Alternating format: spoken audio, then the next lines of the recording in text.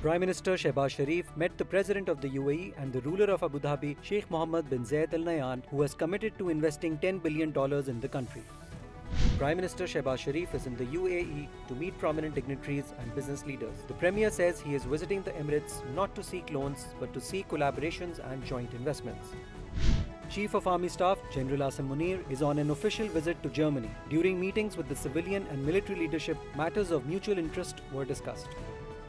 Opposition leader Umar Ayub Khan has criticized the involvement of certain institutions in politics, stating that such actions are detrimental to the country. He said law enforcement agencies cannot assume the mantle of the state. A district and sessions court has reserved its verdict on appeals challenging the sentences of PTI founder Imran Khan and his wife Bushra Bibi in the Iddat case. The court will announce its judgment on May 29. Pakistan faces a tight 40-day deadline to implement IMF reforms for a bailout covering power, gas and monetary policies.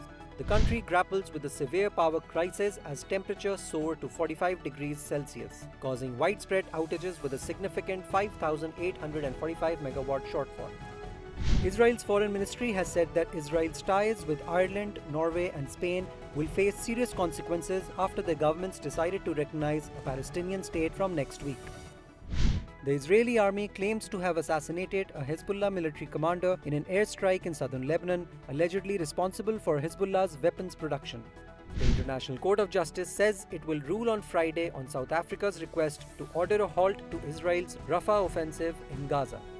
The Israeli government has ordered its negotiating team to resume talks with Hamas for a hostage swap deal and ceasefire. Talks had been on hold for weeks after Israel began military operations in Rafah.